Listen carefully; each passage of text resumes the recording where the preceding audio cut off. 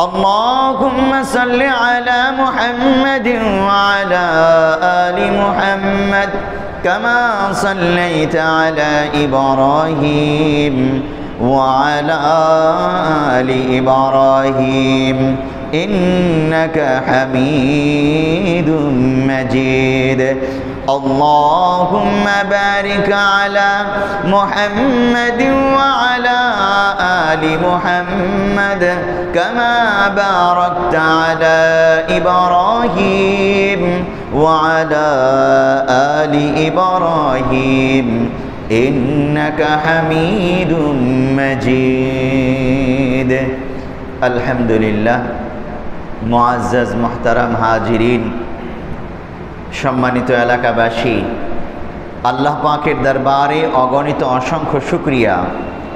রব্বে করিম দয়া করে মেহেরবানি করে বাছাই করে আমাদেরকে আজ সফর মাসের 10 তারিখে কোরআন ও হাদিস থেকে কিছু আলোচনা করার জন্যে, শোনার জন্যে কবুল করে নিয়েছেন।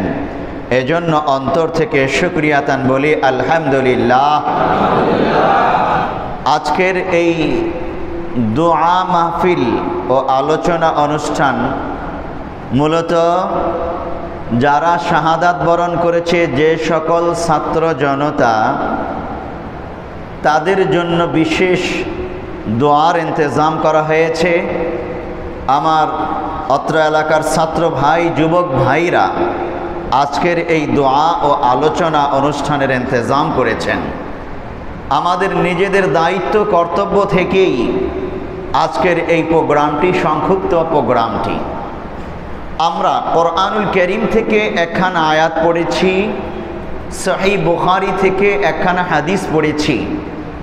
এর আলোকে আমরা আজকে সবক নিয়ে উঠব যে আজকের এই মুহূর্তে আমাদের জন্য করণীয় কি, দায়িত্ব কর্তব্য কি। আল্লাহ রাব্বুল আলামিন এক একজন মানুষের জীবনের মূল্য অনেক অনেক বেশি রেখেছেন।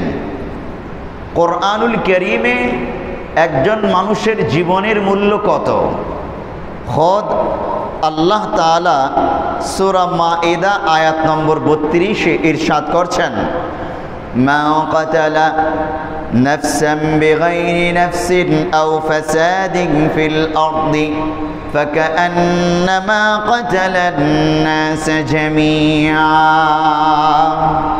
যেই ব্যক্তি একজন ব্যক্তিকে হত্যা করলো কোনো অন্যায় অপরাধ ছাড়াই, ফাকান্নামা কাতালান নাস জামিআ, সে যেন পৃথিবীর সমস্ত মানুষদেরকে হত্যা করলো। আল্লাহ তাআলা এই আয়াতেই বলছেন, ওয়ামান আহইয়াহা ফাকান্নামা আহইয়ান নাস জামিআ। আর যেই ব্যক্তি বিপদগ্রস্ত একজন মানুষকে, আক্রান্ত একজন মানুষকে বাঁচিয়ে দিল, হামলা করেছে সন্ত্রাসী বাহিনী, হামলা করেছে পেটুয়া বাহিনী, ওই সময়ে ছাত্র জনতা গিয়ে তাকে এই বিপদ থেকে বাঁচিয়ে তুলল। আল্লাহ রাব্বুল আলামিন বলছেন, শুধু এই একটি প্রাণকেই তারা বাঁচালো না, বরং সমস্ত পৃথিবীর সমস্ত মানুষকেই যেন তারা বাঁচালো। তাহলে একজন নিরপরাধ মানুষের জীবনের মূল্য কত? আল্লাহ রাব্বুল আলামিন বললেন, সারা পৃথিবীর সমস্ত মানুষের জীবনের মূল্য যা, একজন মানুষের জীবনের মূল্য তা। সেখানে তো সম্পদ, বস্তুরাজি, এগুলো ঠুনকো বিষয়। একজন মানুষ আরেকজন মানুষের জীবনের মূল্য, রক্তের মূল্য রক্ষা করবে, এটা তার দায়িত্ব কর্তব্য। প্যারা নবী সাল্লাল্লাহু আলাইহি ওয়াসাল্লাম মক্কা বিজয় করার পর ভাষণ দিয়েছিলেন এবং আল্লাহর নবী আরাফার ময়দানেও 10ম হিজরিতে ভাষণ দিয়েছিলেন, ফাইন্না দিমাআকুম ওয়া আমওয়ালাকুম আলাইকুম হারামুন কাহুরমাতি ইয়াউমিকুম হাযা ফি বালাদিকুম হাযা ফি শাহরিকুম হাযা। হে উম্মত, জেনে নিও তোমাদের জন্য একজনের জীবন, রক্ত, সম্পদ আরেকজনের জন্য হারাম। যেমনি করে আজকের এই দিবসে এই মাসে এই স্থানে তথা ওই আরাফার ময়দানটা পবিত্র, নিরাপদ, হজের মৌসুমটা পবিত্র, নিরাপদ, মক্কা নগরী পবিত্র, নিরাপদ, ঠিক তেমন করে সমস্ত মানুষের জীবনটা এইরকম একজনের কাছে আরেকজনের জন্য নিরাপদ এবং পবিত্র আমানত। আল্লাহর নবী অত্যন্ত গুরুত্ব সহকারেই বলেছেন, খোদ আল্লাহ তাআলাও অত্যন্ত গুরুত্ব সহকারে একজন মানুষের জীবনের মূল্য নির্ধারণ করেছেন। আমরা সেটাকে তুড়ি মেরে উড়িয়ে দিতে পারি না। আমরা আমাদের ক্ষমতার জন্যে, আমরা আমাদের সম্পত্তির জন্যে, আমরা আমাদের উদ্দেশ্য চরিতার্থ করার জন্যে আরেকজন মানুষের জীবনকে কেড়ে নিতে পারি না। আমি খেয়ানতকারী বলে গণ্য হব। আল্লাহর নবী মুহাম্মদুর রাসূলুল্লাহ সাল্লাল্লাহু আলাইহি ওয়াসাল্লাম কি বলছেন? যারা এরকম সন্ত্রাসী হবে, হত্যাকারী হবে, জালেম হবে, তাদের ব্যাপারে খোদ আল্লাহর নবী বলছেন, সিনফান মিন উম্মতি لن تنالهما شفاعتي إمام ظالم وكل غال مارق। দুই শ্রেণীর মানুষের জন্যে আমার সুপারিশ হারাম। পৃথিবীর দুই শ্রেণীর মানুষ আমার সুপারিশ পাবে না, বলেছেন পেয়ারা নবী সাল্লাল্লাহু আলাইহি ওয়াসাল্লাম। কারা সেই দুই শ্রেণীর মানুষ? আমি আর আপনি ওই দুই শ্রেণীর মধ্যে আছি কিনা? আল্লাহর নবী যাদের ব্যাপারে বলেছেন এই দুই শ্রেণীর মানুষ সুপারিশ পাবে না। ইমামুন যালুমুন, 1 নম্বর জালেম শাসক, যারা জনগণের উপর জুলুম, নির্যাতন, নিপীড়ন করে। 2 নম্বর ওয়াকুল্লু গালিন মারিকিন, প্রত্যেক সীমা লঙ্ঘনকারী সন্ত্রাসী বাহিনী, যারা বিভিন্ন সুরতে সন্ত্রাসী কর্মকাণ্ড করে পেশি শক্তি দেখায়, ফেসিবাদ তৈরি করে, এই সকল সন্ত্রাসী বিশেষ বাহিনী তারাও মহান রাসূলুল্লাহ সাল্লাল্লাহু আলাইহি ওয়াসাল্লামের সুপারিশ পাবে না। আপনি আর আমি যেন অন্তত এই দুই শ্রেণীর অন্তর্ভুক্ত না হয়ে যায়। কারণ এই দুই শ্রেণীর মানুষই এই যে ছাত্র জনতার উপর গুলি করে হামলা করে তাদেরকে হত্যা করেছে, প্রায় 1000-এর উপরে ছাত্র জনতাকে নির্মমভাবে হত্যা করেছে এই দুই শ্রেণীর মানুষ। ইমামুন জালুম, জালেম শাসক, আর গালিন মারিকিন, সীমা লঙ্ঘনকারী সন্ত্রাসী বাহিনী, এই দুই শ্রেণীর মানুষ নিরীহ নিরস্ত্র ছাত্র জনতাকে গুলি করে হত্যা করেছে। আল্লাহর নবী বলছেন এরা আমার সুপারিশ পাবে না। আরো একটা হাদিস দেখুন, এই হাদিসটি আছে তাবরানী শরীফ 8005 নম্বর হাদিস। পেয়ারা নবী সাল্লাল্লাহু আলাইহি ওয়াসাল্লাম আরো একটি হাদিসে বলছেন, উমারা ইয়াকুনুনা বাদি লা ইয়াকতাদুনা বিহাদিয়াতি ওয়া লা ইস্তান্নুনা বিসুন্নতি। আমার পরে এমন কিছু শাসক আগমন করবে, লা ইয়াকতাদুনা বিহাদিয়াতি, যারা আমার হেদায়েতের রাস্তা গ্রহণ করবে না, ওয়ালা ইয়াস্তান্নুনা বিসুন্নতি, এবং আমার সুন্নত তারা আঁকড়ে ধরবে না, গ্রহণ করবে না। মানুষের জীবন রক্ষার জন্যে, মানুষের সম্পদ রক্ষার জন্যে, মানুষের ইজ্জত রক্ষার জন্যে, মানুষের অধিকার রক্ষার জন্যে ইসলাম মানুষকে যেই ইনসাফ দিয়েছে, ওই ইনসাফ রক্ষার জন্যে আল্লাহর নবীর প্রদত্ত সুন্নত এই সকল শাসক গোষ্ঠী পালন করবে না। আল্লাহর নবী কিয়ামতের আলামত হিসেবেই বলছেন কথাটা। এরপরে বলছেন ফামান সাদ্দাকাহুম বিকিযবিহিম ওয়া আ'আনাহুম আলা যুলমিহিম ফাউলাইকা লাইসু মিন্নী ওয়া লাস্তু মিনহুম। সুতরাং যেই ব্যক্তিরা এই সকল শাসক গোষ্ঠীর মিথ্যাকে সত্যায়ন করবে এবং তাদের জুলুমে সহায়তা করবে, ফাউলাইকা লাইসু মিন্নী ওয়া লাস্তু মিনহুম, এই সকল ব্যক্তিরা আমার উম্মতের অন্তর্ভুক্ত হবে না, আর আমি নবীও তাদের অন্তর্ভুক্ত হব না, তারা সম্পূর্ণই আমার থেকে মুক্ত। আল্লাহর নবী আরো বলছেন ওয়ালা ইয়ারিদু আলাইয়া হাউদি, হাশরের ভয়াবহ মুসিবতের ময়দানে হাউজে কাউসারের এক গ্লাস পানি পান করার জন্য পাগলের মতো যখন ছুটবে মানুষ, অস্থির হয়ে যাবে একটু বাঁচার জন্যে, এই সকল পাপিষ্ঠ অপরাধীরা যারা তাদের নেতার মিথ্যা কথাকে সত্যায়ন করেছে, তাদের নেতার মিথ্যা কথাকে বাস্তবায়ন করার জন্যে, তাদের নেতার জুলুমকে বাস্তবায়ন করার জন্যে বিভিন্ন প্রকারের মঞ্চ সাজিয়েছে এবং জুলুম করেছে, তাদের নেতার পক্ষ হয়ে নিরস্ত্র নিরীহ সাধারণ জনতার উপর জুলুম করেছে। আল্লাহর নবী স্পষ্ট বলছেন ফাউলাইকা লাইসু মিন্নী, এরা আমার উম্মতের অন্তর্ভুক্ত নয়, আর আমি নবী মুহাম্মদ তাদের নবী নই, তারা হাউজে কাউসারের পানি পান করার জন্যে আমার কাছে আসতেই পারবে না। কত বড় ধমকি আমাদের জন্যে! আপনি বুঝে থাকলে বলুন, প্যারা নবী সাল্লাল্লাহু আলাইহি ওয়াসাল্লাম যদি হাশরের কঠিন মুসিবতের ময়দানে আমার থেকে মুখ ফিরিয়ে নেয়, আমাকে তাড়িয়ে দেয়, আর বলে তোমাকে আমি চিনি না, তুমি আমার উম্মত না, বাঁচার কোনো উপায় আছে কি? পৃথিবীর এই শক্তিরা কি তখন আমাকে বাঁচাতে পারবে? পৃথিবীর মোড়লরা কি আমাকে বাঁচাতে পারবে? ওই নেতা নেত্রীরাও বাঁচাতে পারবে না, তারা নিজেরাই তো বাঁচতে পারবে না, আমাকে বাঁচাবে কি? তাহলে আমি কেন অন্যায় জুলুম নির্যাতন নিপীড়ন করব? খবরদার, কখনোই না। আল্লাহর নবী যার উপর নাখোশ হন, আল্লাহ তাআলাও তার উপর নাখোশ হবেন। দুনিয়াতে সে লাঞ্ছিত হবে, অপদস্থ হবে, অপমানিত হবে, এমন লাঞ্ছনাকর পরিবেশ পরিস্থিতির মধ্যে পড়বে সে কল্পনাও করতে পারবে না। তার ক্ষমতার বিশাল প্রাসাদ এভাবে ভেঙ্গে চুরে গুড়িয়ে যাবে, কল্পনাই করতে পারবে না।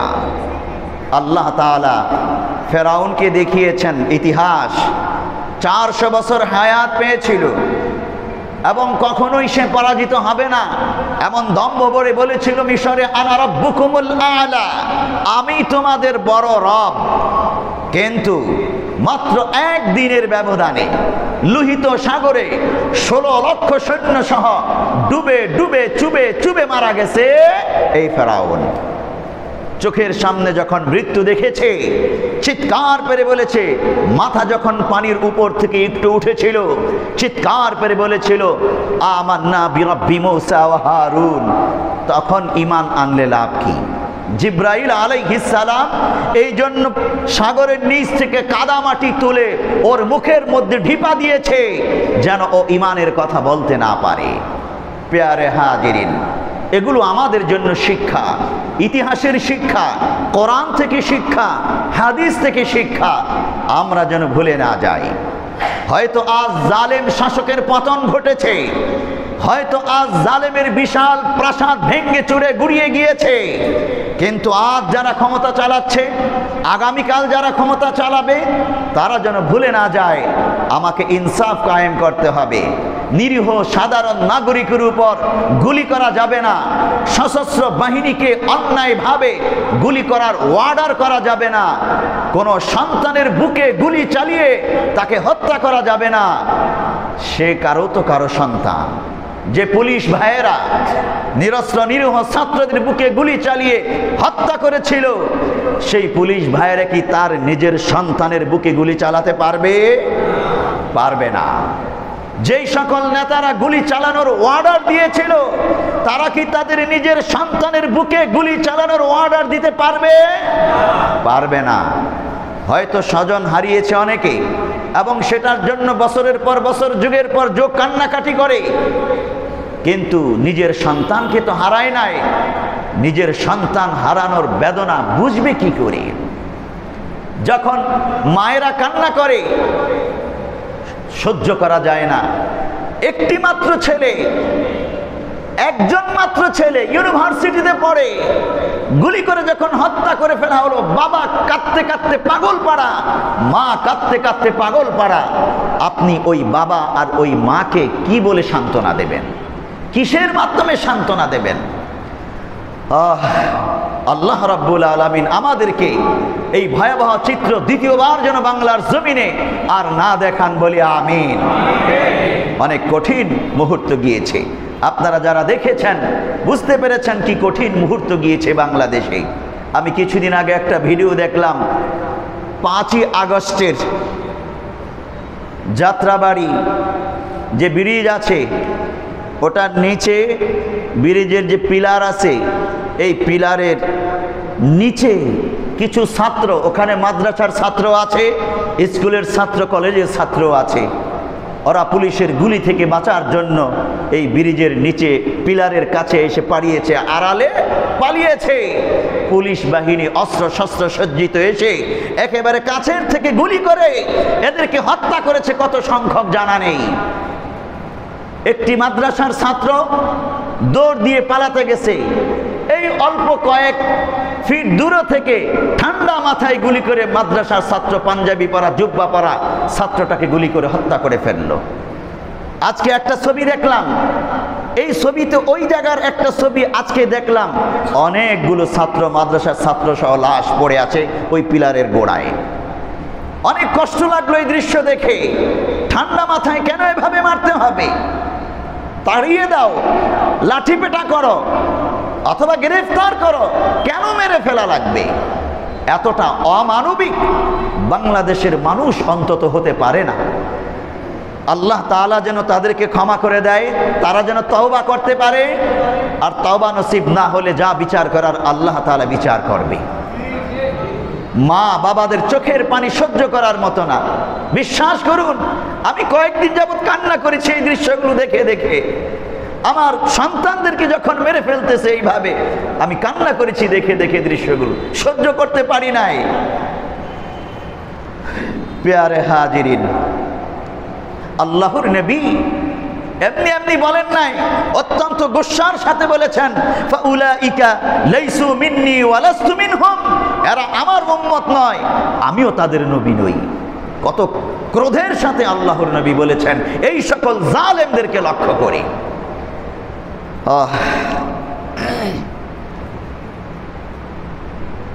হযরত ইব্রাহিম আলাইহিস সালাম এই জন্য নিরাপদ একটি শহরের জন্যে মহান রবের কাছে দোয়া করেছেন। একটি নিরাপদ দেশ, একটি নিরাপদ শহর একজন মানুষের জন্যে, দেশের নাগরিকদের জন্যে অনেক বড় গুরুত্বপূর্ণ আমানত। রাষ্ট্রে খাদ্য, বস্ত্র, বাসস্থান, শিক্ষা, চিকিৎসা, এই অধিকারগুলোর আগে সবচেয়ে বড় অধিকার হলো আমার জন্য একটি নিরাপদ রাষ্ট্র চাই, আমার জন্য একটি নিরাপদ রাষ্ট্র চাই।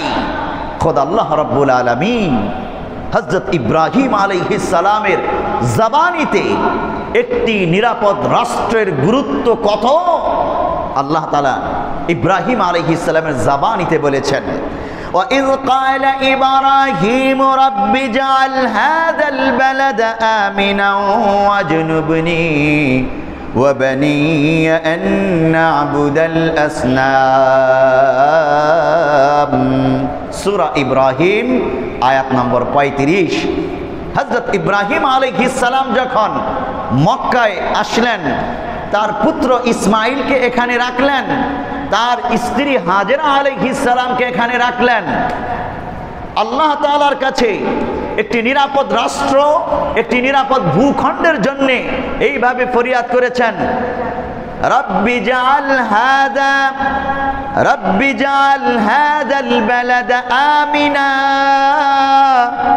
আয় আল্লাহ, এই শহরকে, এই দেশকে তুমি একটি নিরাপদ শহর, নিরাপদ দেশে পরিণত করো। যদি দেশটি নিরাপদ না হয়, শহরটি নিরাপদ না হয়, তাহলে সন্তান বাঁচবে না, পরিবার পরিজন বাঁচবে না, ধর্মকর্ম পালন করবে কে? আল্লাহর ইবাদত করবে কে? রাষ্ট্রের অন্যান্য অধিকার পূরণ করবে কে? যদি আমার নাগরিকের জন্য একটি নিরাপদ দেশ আমি দিতে না পারি। দ্বিতীয় বিষয়, এই আয়াতে হযরত ইব্রাহিম আলাইহিস সালাম বলেছেন, আবদার করেছেন, ওয়াজনুবনি ওয়া বানিয়া আন না'বুদাল আসনাম। এটা হলো ঈমানের অধিকার। আয় আল্লাহ, আমাকে এবং আমার ছেলেদেরকে তুমি মূর্তি পূজা থেকে বাঁচাও, তথা আমার ঈমান, আমার ছেলেদের ঈমান যেন অক্ষত থাকে। দেশও নিরাপদ চাই, ঈমানও নিরাপদ চাই।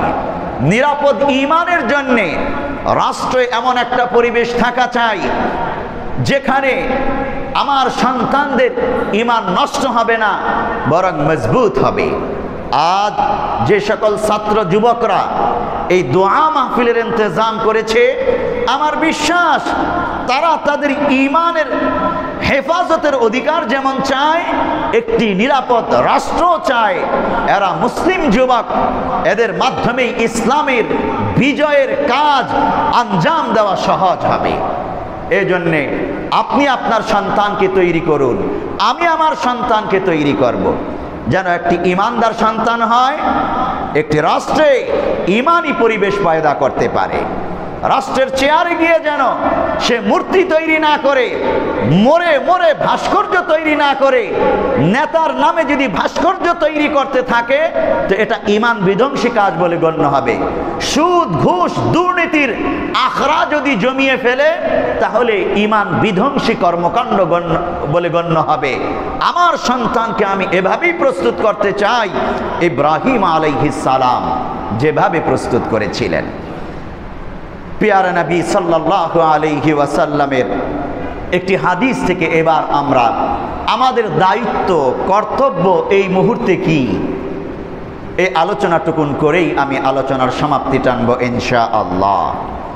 হযরত ইব্রাহিম আলাইহিস সালাম সূরা ইব্রাহিমে যে দুইটি পয়েন্ট উল্লেখ করলেন, একটি হলো নিরাপদ রাষ্ট্র আর আরেকটি হলো নিরাপদ ঈমান এবং নিরাপদ ঈমানের পরিবেশ। এই দুইটা আমরা মাথায় রাখব, এই দুটাও আমাদের দায়িত্ব এবং কর্তব্য। প্যারা নবী সাল্লাল্লাহু আলাইহি ওয়াসাল্লাম হিজরত করে যখন মদিনায় যান, তো আল্লাহর নবী সাহাবায়ে কেরামকে নিয়ে একটি মদিনা রাষ্ট্র, ইসলামী রাষ্ট্র গঠন করেছেন, একটি ইসলামী সংবিধান প্রণয়ন করেছেন, যেটাকে চার্টার অব মদিনা বলা হয়, মদিনার সনদ। আল্লাহর নবী সেই মদিনার সনদে, সংবিধানে ধারাগুলো এমনভাবে উল্লেখ করেছেন, মদিনার প্রত্যেকটা নাগরিকের জীবন, সম্পদ, ইজ্জত নিরাপদ।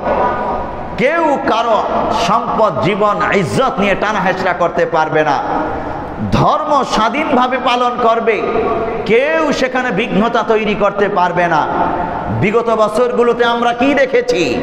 যারা বলতো আমরা মদিনার সনদ অনুযায়ী রাষ্ট্র চালাতে চাই, তারাই আবার আমাদেরকে মাহফিলে বাধা দিত, কোরআন হাদিসের সত্য কথা বলতে বাধা দিত, সুদ, ঘুষ, দুর্নীতির বিরুদ্ধে বক্তব্য দিতে গেলেই টুটি চেপে ধরত, মদের বিরুদ্ধে বক্তব্য দিলে আমাদেরকে বাধা দিত, দুর্নীতির বিরুদ্ধে বক্তব্য দিলে, অন্যায়ের বিরুদ্ধে বক্তব্য দিলে বলতো হুজুর রাজনীতির আলোচনা বন্ধ করেন।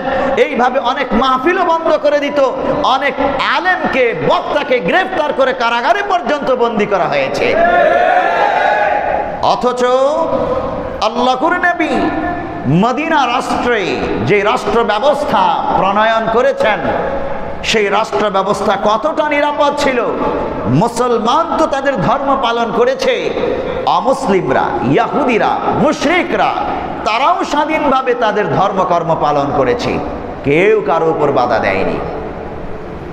আমাদের বাংলাদেশও আলহামদুলিল্লাহ বিধর্মীদের জন্যে, অমুসলিমদের জন্যে অত্যন্ত নিরাপদ একটি দেশ।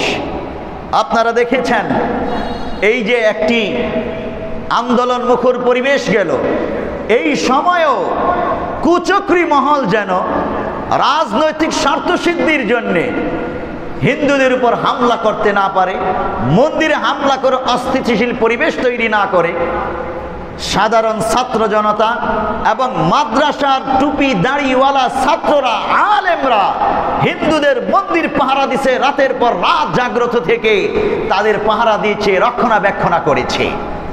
এটা ইসলামের শিক্ষা, ইসলামী তালিম দিয়েছে। তোমার রাষ্ট্রে অমুসলিম নাগরিক থাকলে তার জীবন সম্পদ ইজ্জতের রক্ষণাবেক্ষণের দায়িত্ব তোমাদের। কুচক্রী মহল রাজনৈতিক স্বার্থ সিদ্ধির জন্য তাদের উপর হামলা করতে পারে, তাদেরকে তুমি ঠেকাও। ঠেকিয়েছে তাওহীদি জনতা, আলহামদুলিল্লাহ। এটা পেয়ারা নবী সাল্লাল্লাহু আলাইহি ওয়াসাল্লামের শিক্ষা।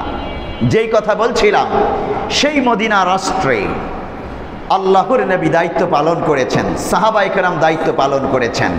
এখন আমাদের বাংলাদেশ একটি শপথ নিয়ে নতুন বাংলাদেশ গড়ার জন্যে ছাত্র জনতা, সমস্ত বাংলার জনগণ, তৌহিদি জনতা ঐক্যবদ্ধভাবে জুলুম নির্যাতন নিপীড়ন মুক্ত, অন্যায় অপরাধ মুক্ত, দুর্নীতি মুক্ত একটি বাংলাদেশ গড়ে তোলার জন্যে সংকল্পবদ্ধ হয়েছে। আমাদের সকলের দায়িত্ব, যারা তাদের নিজের বুকের তাজা রক্ত ঢেলে দিয়ে এই স্বাধীনতা আনয়ন করলো, সেই শহীদদের রক্তের মর্যাদা রক্ষার জন্যে আমরা এমন একটা সুন্দর বাংলাদেশ গড়ে তুলব যেখানে কোনো জুলুম নির্যাতন নিপীড়ন থাকবে না, যেখানে অন্যের বিপদে দৌড়ে যাবে সকলে, যেখানে সকলের ইজ্জত সম্পদ জীবন রক্ষা করবে সকলে মিলে, কেউ কারো উপর হামলা করবে না, কেউ কাউকে ঠকাবে না, দুর্নীতি অন্যায় অপরাধ থাকবে না। এভাবে সৌহার্দ্যপূর্ণ একটি পরিবেশ আমরা তৈরি করব।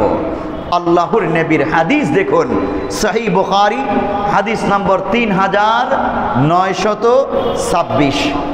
এই হাদিসে 4টা কর্মসূচি আছে। আল্লাহর নবী দোয়া করেছেন, ওই দোয়াগুলোকেই আমরা আমাদের জন্যে বর্তমান পরিবেশে কর্মসূচি হিসেবে পালন করতে পারবো। ইনশাআল্লাহ বাংলাদেশ গড়ে উঠবে। প্যারা নবী সাল্লাল্লাহু আলাইহি ওয়াসাল্লাম এইভাবে বলেছেন, আল্লাহুম্মা হাব্বিব ইলাইনাল মাদিনাতা কাহুব্বিনা মক্কাতা আও আশাদ্দা। আল্লাহুম্মা হাব্বিব ইলাইনাল মাদিনাতা কাহুব্বিনা মক্কাতা আও আশাদ্দা। রাসূলুল্লাহ সাল্লাল্লাহু আলাইহি ওয়াসাল্লাম মক্কা থেকে হিজরত করে মদিনায় গিয়েছেন, মদিনাকে নিজের দেশ বানিয়েছেন, রাষ্ট্রের পরিচালক হিসেবে, রাষ্ট্রনায়ক হিসেবে পরিচালনা শুরু করেছেন।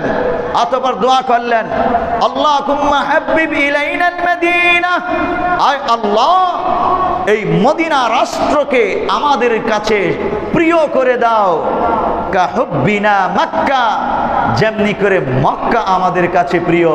মক্কা ছিল জন্মভূমি মুহাজির সাহাবীদের এবং মুহাম্মদুর রাসূলুল্লাহ সাল্লাল্লাহু আলাইহি ওয়াসাল্লামের। আল্লাহর নবী বললেন, মক্কাকে আমরা যেইভাবে ভালোবাসি, আয় আল্লাহ মদিনা রাষ্ট্রের জন্য আমাদের অন্তরে সেই ভালোবাসা তৈরি করে দাও।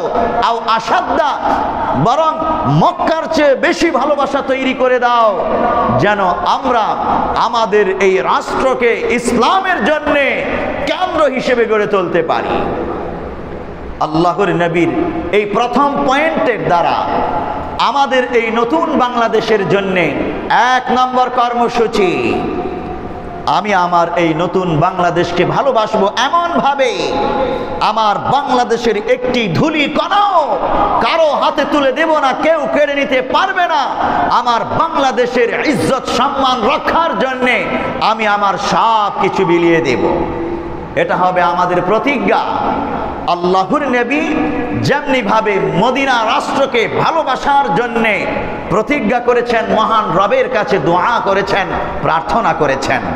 আমরা তৌহিদি জনতা, ছাত্র জনতা, বাংলাদেশের সমস্ত নাগরিকের 1 নম্বর কর্মসূচি হবে, আমি আমার রাষ্ট্রকে গড়ে তুলব, আমার রাষ্ট্রকে সর্বোচ্চ ভালোবাসা আমি দেব।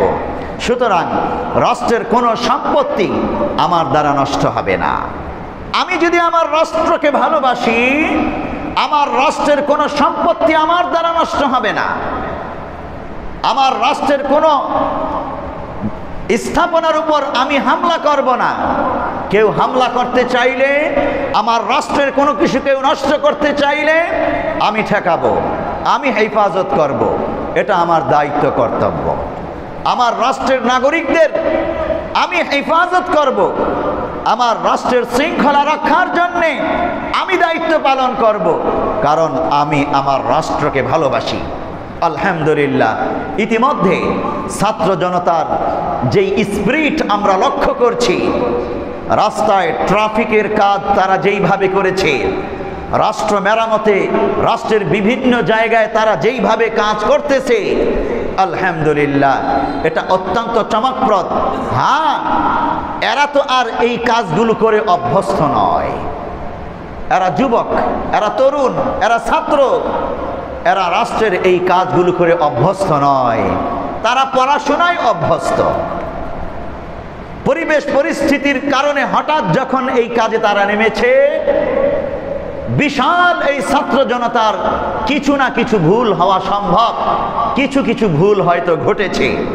সেটা রাষ্ট্রের জনগণও ক্ষমা সুন্দর দৃষ্টিতে দেখেছেন, কারণ এটা খুবই সামান্য, এটা আলোচনার উল্লেখ করার মতোই না। খুব সামান্য কিছু ভুল দু একটা জায়গায় হয়েছে, কিন্তু সব জায়গায় অত্যন্ত সুশৃঙ্খলভাবেই ছাত্র জনতা আলহামদুলিল্লাহ রাষ্ট্র মেরামতের কাজে হাত দিয়েছে। আমরা তাদের জন্য দোয়া করব এবং আমরাও সম্মিলিতভাবে আমার রাষ্ট্রকে গড়ে তুলব। আমার রাষ্ট্রের সম্পত্তি আমি চুরি করব না, ডাকাতি করব না, দুর্নীতি করব না, সব জায়গায় ইনসাফ প্রতিষ্ঠা করব। যদি আমি আমার রাষ্ট্রকে ভালোবাসি, সব জায়গায় ইনসাফ প্রতিষ্ঠা করব। যারা শপথ নিয়ে আজ উপদেষ্টার চেয়ারে বসেছেন, সরকারের চেয়ারে বসেছেন, তারা যদি দেশপ্রেমিক হয়ে থাকেন, তারাও তাদের দেশপ্রেমিকের প্রমাণ দিবেন।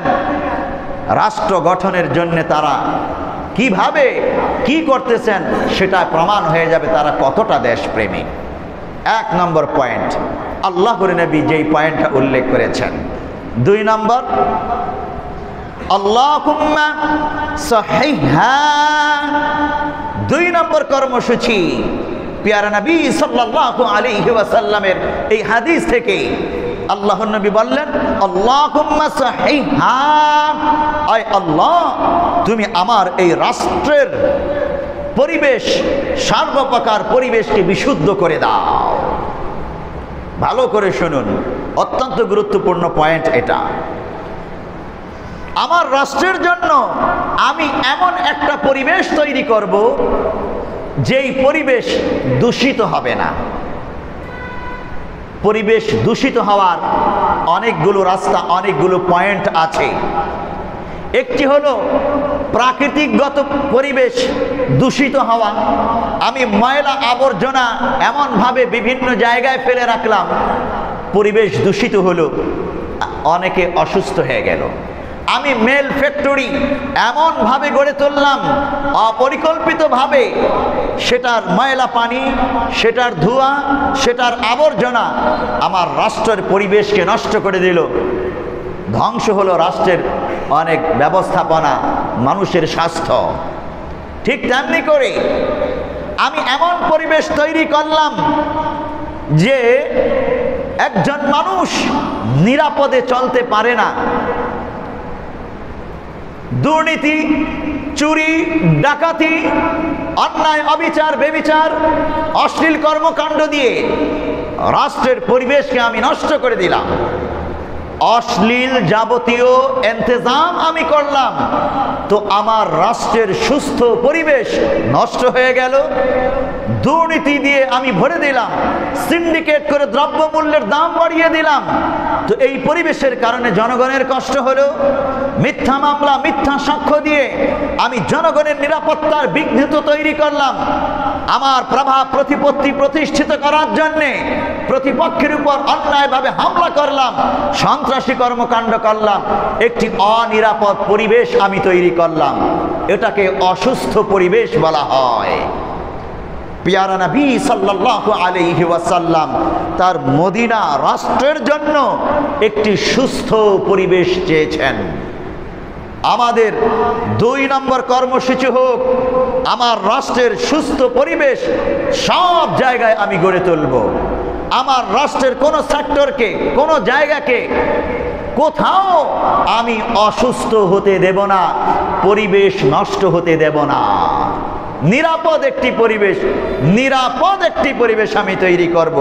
আমি নিরাপদে কথা বলতে পারবো, আমার কথা বলার চলার স্বাধীনতা, আমার ধর্ম পালনের স্বাধীনতা এই পরিবেশে থাকবে।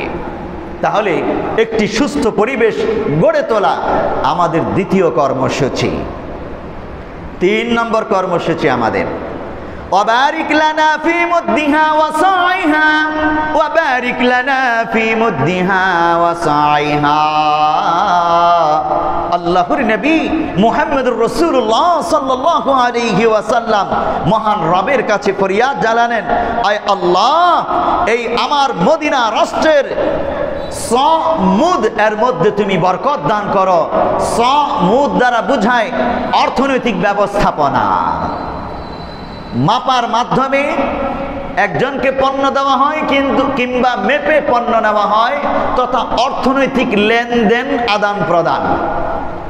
আল্লাহর নবী এই কর্মসূচির দ্বারা আমরা তৃতীয় কর্মসূচি হিসেবে আমার রাষ্ট্রের জন্য উদ্যোগ নেব যে আমার রাষ্ট্রের অর্থনৈতিক সমৃদ্ধি আমি আনয়ন করব। রাষ্ট্রের অর্থনৈতিক সমৃদ্ধি আনয়নের আমি হব একজন সিপাহী, একজন সৈন্য। আমার রাষ্ট্রে কোনো নাগরিক না খেয়ে মরবে না, অভুক্ত থাকবে না। আমার রাষ্ট্রে অর্থনৈতিক বৈষম্য থাকবে না, সকলের সম্পদ কামাই করার অধিকার থাকবে। ধনী শুধু টাকার কুমির হবে, আর দরিদ্র দিন দিন আরো দরিদ্র হবে। ধনী সুদে সম্পত্তি দিবে গরিবকে, আর গরিব সুদ পরিশোধ করতে করতে মারা যাবে। এই রকম বৈষম্যপূর্ণ অর্থ ব্যবস্থা আমি চাই না। আমার রাষ্ট্র বৈষম্য মুক্ত অর্থ ব্যবস্থা থাকবে।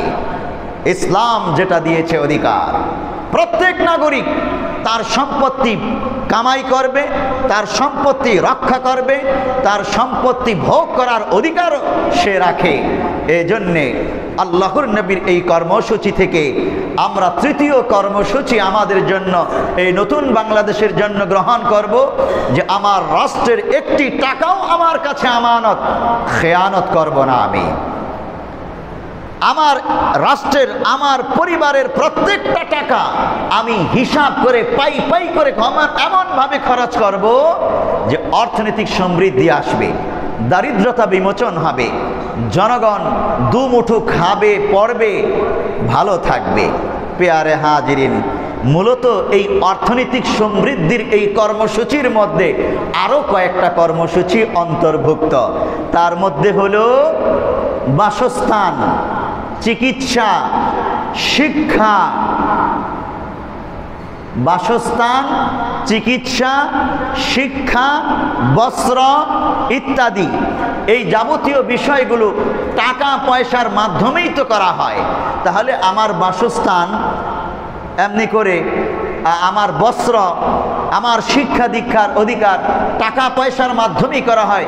সবগুলো এই অর্থনৈতিক প্রোগ্রামের মধ্যে অন্তর্ভুক্ত হবে। আমরা সম্মিলিতভাবে আমার দেশের জন্য এই পরিবেশ তৈরি করব, অর্থনৈতিক সমৃদ্ধি। যদি আমরা উদ্যোগ নিতে পারি, আমার বিশ্বাস পেয়ারা নবী সাল্লাল্লাহু আলাইহি ওয়াসাল্লাম জাকাত, সাদাকাতুল ফিতির, নফল সদকা এবং ইসলামী অর্থ প্রশাসনের যে চমৎকার রূপরেখা আমাদের জন্য দিয়ে গেছেন, মাত্র 1 বছর টাইম লাগবে। এই 1 বছরে যদি সেই ইসলামী অর্থ প্রশাসন বাংলাদেশে অ্যাপ্লাই করা যায়, আমার বাংলাদেশের একজন নাগরিকও আর দরিদ্র থাকবে না, জাকাত গ্রহণ করার মতো লোক থাকবে না, সবাই জাকাত দেওয়ার মতো উপযুক্ত হয়ে যাবে, একজনও ভিক্ষা করার জন্য দাঁড়ে দাঁড়ে যাবে না। এটা চ্যালেঞ্জ ইতিহাসে দেখা গিয়েছে। হযরত ওমর রাদিয়াল্লাহু তাআলা আনহু এর যুগে, হযরত ওমর ইবনে আব্দুল আজিজ রাহমাতুল্লাহি আলাইহি এর যুগে দেখা গিয়েছে জাকাত দেওয়ার মতো মানুষ খুঁজে পাওয়া যায় নাই। তাবাকাতে ইবনে সাআদে উল্লেখ করা হয়েছে। তাবাকাতে ইবনে সাআদ একটি ইতিহাস গ্রন্থ, সনদ সহ লিখেছে হযরত ওমর ইবনে আব্দুল আজিজ রাহমাতুল্লাহি আলাইহি এর যুগের কথা। এক ব্যক্তি তার জাকাতের টাকা দেওয়ার জন্য একটা টাকার থলে নিয়ে ঘুরতেছে, যার কাছেই যায় বলে, না বাপু আমি জাকাত খাই না, আমি জাকাত দেওয়ার উপযুক্ত হয়ে গেছি, গত বছর আমি দরিদ্র ছিলাম। এক বেটা ঘাস কাটতেছে তার ঘোরার জন্যে, ভাবলো এই বেটা গামছা গলায় গেঞ্জি পরা, মনে হয় দরিদ্র, গিয়ে বলল, বাপু আমার এই জাকাতের টাকাগুলো তুমি গ্রহণ করে আমাকে দায়মুক্ত করো। ওই ব্যক্তি বলল, বাপু আমি ঘোড়ার ঘাস কাটতেছি বলে তুমি মনে করো না আমি জাকাত খাবার উপযুক্ত দরিদ্র, না আমি জাকাত দেই, আমি জাকাত খাওয়ার উপযুক্ত না। এমনি করে বাজারে ঘাটে যার কাছেই যায়, বসরা নগরীতে আরবের বসরায় যার কাছেই যায় জাকাত দেওয়ার লোক পায় না। এই ব্যক্তি 3 দিন যাবৎ ঘুরেছে, পেরেশান কি করবে, জাকাত দেওয়ার জন্য পেরেশান হয়ে গেছি, একটি ইবাদত পালন করার জন্য পেরেশান হয়ে গেছি। আর আমরা কি করি, জাকাত যেন দেওয়া না লাগে, কত কষ্ট করে কামাই করেছি এগুলো আবার মানুষকে দিয়ে দেব, দেয় না। কারণ অবৈধ অন্যায় পন্থায় কোটি কোটি টাকা কামাই করেছে তারা। এই যে সালমান এফ রহমান গ্রেফতার হয়েছে 2 দিন আগে, 60টি ব্যাংকে 36,000 টাকা তার কাছে পাওনা। আপনি চিন্তা করেন, 100 টাকা 200 টাকা না, 1 কোটি 2 কোটি না, 100 কোটি 200 কোটি না, 1000 কোটি 2000 কোটি না, 36,000 কোটি টাকা 60টা ব্যাংক তার কাছে পাওনা। আরো কত কোটি টাকার সম্পত্তি তার আছে। ক্লিন শেভ অবস্থায় সে ধরা পড়েছে, পালাতে গিয়েছিল। যদি তুমি এতই সৎ হও তাহলে পেয়ারা নবীর সুন্নাত, ওয়াজিব ইবাদত দাড়ি মুন্ডিয়ে কেটে কেন তোমার জীবন রক্ষা করতে চাইলা? তুমি যদি সৎ হইতা তোমার দাড়ি কাটা লাগতো না, আল্লাহ তোমাকে হেফাজত করতেন। আজ অন্যায় অপরাধ করতে করতে, জুলুম নির্যাতন নিপীড়ন করতে করতে, দুর্নীতি করতে করতে, আর শেয়ার বাজারের কেলেঙ্কারি করতে করতে, সিন্ডিকেট করতে করতে এত অপরাধের বোঝা মাথায় চাপিয়ে নিয়েছে, নিজের জীবন বাঁচানোর জন্য এই অপরাধী পাপিষ্ঠ আল্লাহর নবীর সুন্নতকে কেটে পালাতে গিয়েছিল, কিন্তু আল্লাহ তাআলা তাকে ধরিয়ে দিয়েছে। আমাদের জন্য ইতিহাস শিক্ষা, আমরা যেন এই রকম অপরাধী না হয়ে যাই। আরেকজন আছে এস আলম গ্রুপের কথা জানেন, ইসলামী ব্যাংকেই 50,000 কোটি টাকা একটি ব্যাংক থেকে সে নিয়েছে, দুর্নীতি করে অন্যায় ভাবে বিভিন্ন পন্থায় তারা কামাই করে। আজকে ইসলামী ব্যাংকের গ্রাহক যারা আছেন উৎকণ্ঠায় আছেন যে এতগুলো টাকা একজনের পকেটে, না জানি আমার টাকা ঠিক মতো পাই কিনা, ভয়ের মধ্যে আছেন। এই জনগণকে এই সকল টাকার কুমিররা, ডাকুরা এইভাবে ভয়ের মধ্যে রেখেছে। পেয়ারে হাজিরিন, যেই কথা বলছিলাম, ওই যুগের মানুষ জাকাত দেওয়ার জন্য পাগল পাড়া ছিল, আর এই যুগের এই অপরাধীরা মানুষের সম্পত্তি কিভাবে কেড়ে নেওয়া যায় এই ধান্দায় থাকে। তো ওই ব্যক্তি ঘুরতেছে, 3 দিন ঘুরতেছে, পায় নাই কোথাও। হঠাৎ দেখে গাছের নিচে একজন ব্যক্তি শায়িত, মাথার নিচে একটা পুটুলি, থলে বড় ধুলোমলিন, ভাবলো পেয়েছি, দরিদ্র ব্যক্তি পেয়েছি, দৌড়ে গেল, ঘুমিয়ে আছে সে, পুটলিটা মাথার নিচে দিয়ে তাকে জাগালো, ভাই ভাই উঠেন। উঠলো, কি হয়েছে ভাই? চোখ কসলাতে কসলাতে, ভাই কি হয়েছে? এই ব্যক্তি বলল, আমি 3 দিন যাবৎ ঘুরতেছি আমার এই জাকাতের টাকা দেওয়ার জন্যে, কাউকে পাইতেছি না দেওয়ার মতো। আপনাকে তো দরিদ্র মনে হয় ভাই, আপনি আমার এই জাকাতের টাকাগুলো গ্রহণ করে আমাকে দায়িত্ব মুক্ত করুন। ওই ব্যক্তি মাথার নিচে যে তার পুটুলি ছিল তার চেয়ে আরো 10 গুণ বড় একটা টাকা ভর্তি থলে বের করে দিয়ে বলল, ভাই এই যে আমি 7 দিন যাবৎ জাকাতের টাকা দেওয়ার জন্যে ঘুরতেছি, কাউকে দেওয়ার মতো পাই না, ভাই আমার জাকাতের টাকাগুলো দেওয়ার মতো কোনো লোক ব্যবস্থা করে দেন না, আমি দায়িত্ব মুক্ত হতে চাই ভাই। এই বেটা হা করে তাকিয়ে থাকে, কয় কি রে? আমি ভাবলাম এ দরিদ্র, এসে আমার চেয়ে আরো কত বড় লোক, আমার চেয়ে 10 গুণ বড় টাকার পুটলি নিয়ে সে নাকি 7 দিন ঘুরতেছে। এটা ইতিহাসের স্বর্ণাক্ষরে লেখা। যখন তারা আল্লাহর নবীর কর্মসূচি হাতে নিয়েছে, আমার দেশকে আমি ইসলামী অর্থ প্রশাসনের ঢেলে সাজাবো, একজনও দরিদ্র থাকবে না। হযরত ওমর ইবনে আব্দুল আজিজ রাহমাতুল্লাহি আলাইহি মাত্র 2 বছর রাজ্য শাসন করেছেন, অর্ধ পৃথিবীর মতো বিশাল বড় সাম্রাজ্য। দরিদ্র লোক খুঁজে পাওয়া যায় নাই, সম্পূর্ণ চেঞ্জ হয়ে গেছে। আমরা ছাত্র জনতা যেভাবে হাত দিয়েছি কাজে, যেভাবে দুর্নীতির মূলোৎপাটন করা হচ্ছে, যদি যথাযথভাবে সমস্ত রাষ্ট্রযন্ত্রগুলো কাজ করে, আমার বিশ্বাস এবং ইসলামী অর্থ প্রশাসন অনুসরণ করে, মাত্র 1 বছরের মাথায় আমার বাংলাদেশ টাকা দিয়ে মুড়িয়ে দেওয়া যাবে। একটা পদ্মা সেতু করার জন্য কত কোটি টাকা ঋণ করেছে, এই সব কিছুই লাগবে না, বরং আমার ব্যাংকে বাংলাদেশে রিজার্ভ টাকা থাকবে। জনগণ কখনোই বহির বিশ্বের কাছে ঋণ করার জন্য হাত পাততে হবে না।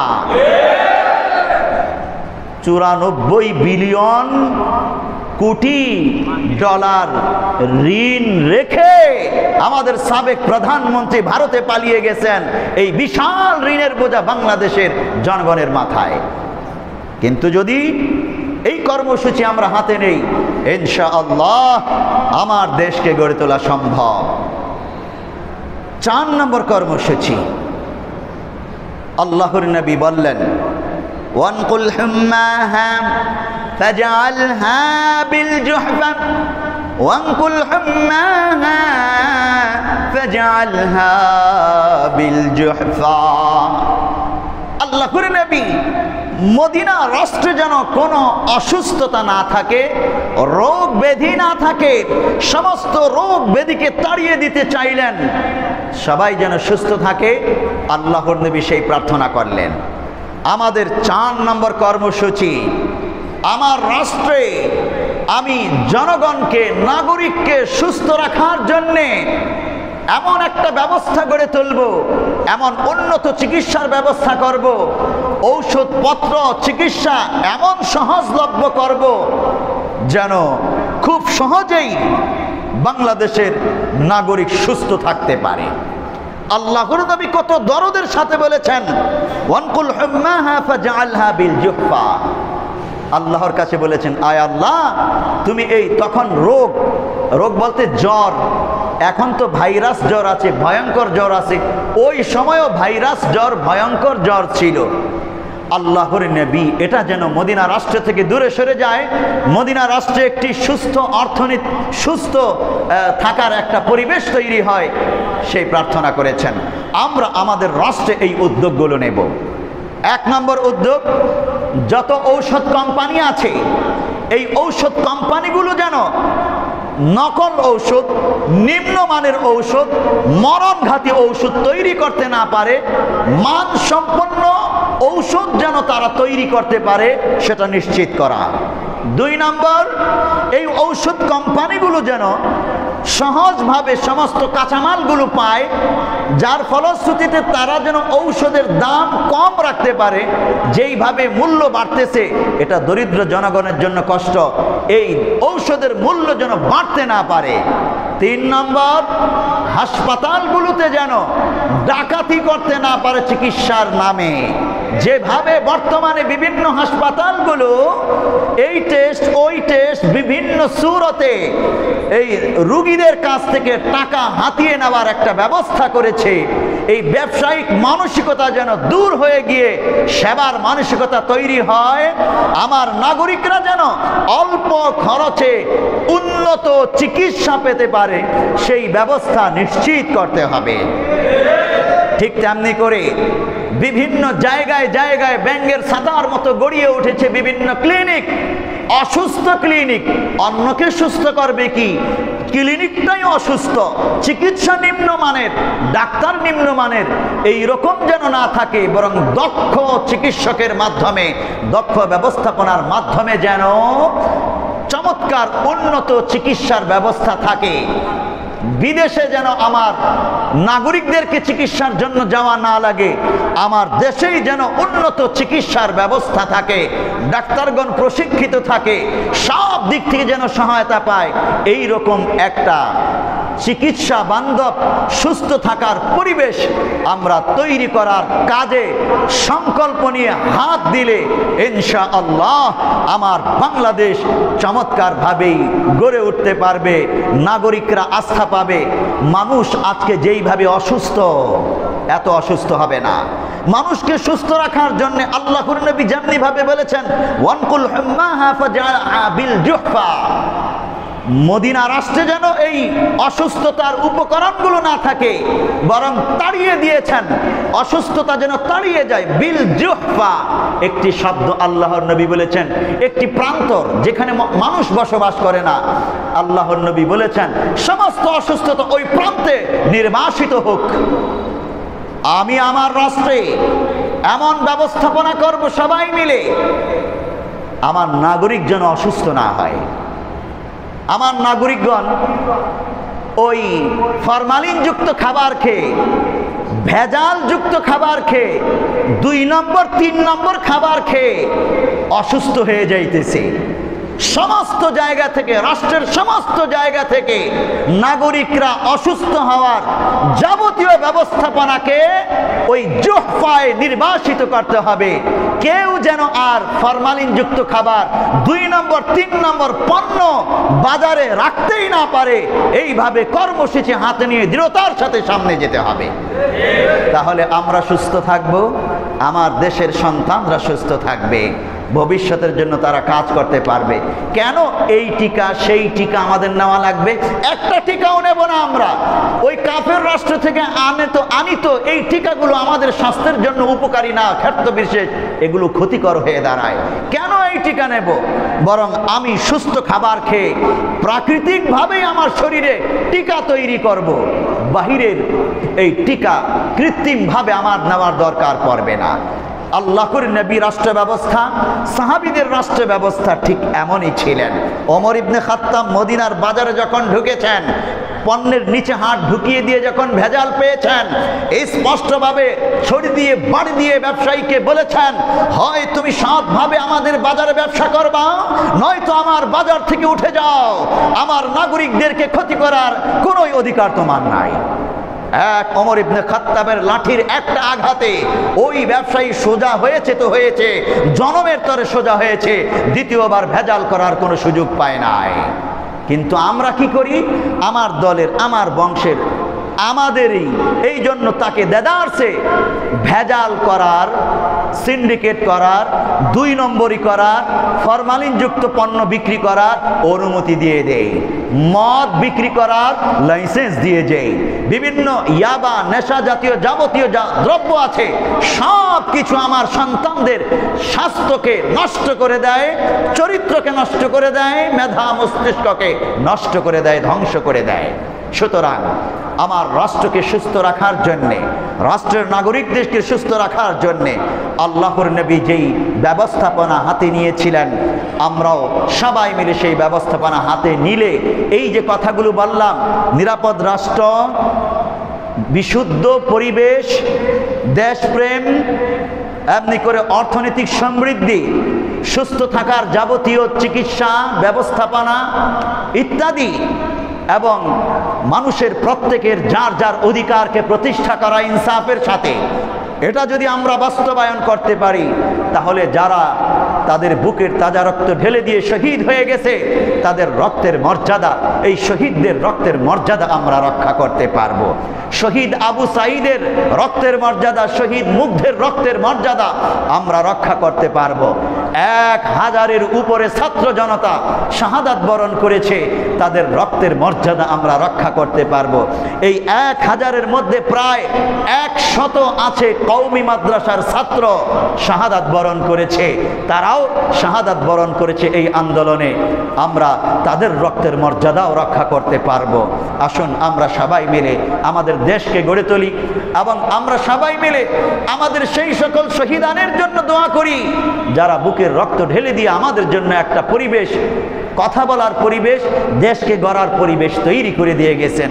যারা আহত হয়ে হাসপাতালে আছেন, 20,000 ছাত্র জনতা আহত হয়েছেন, তারা যেন সুস্থ হয়ে যায়, আমরা তাদের জন্য দোয়া করব। আল্লাহ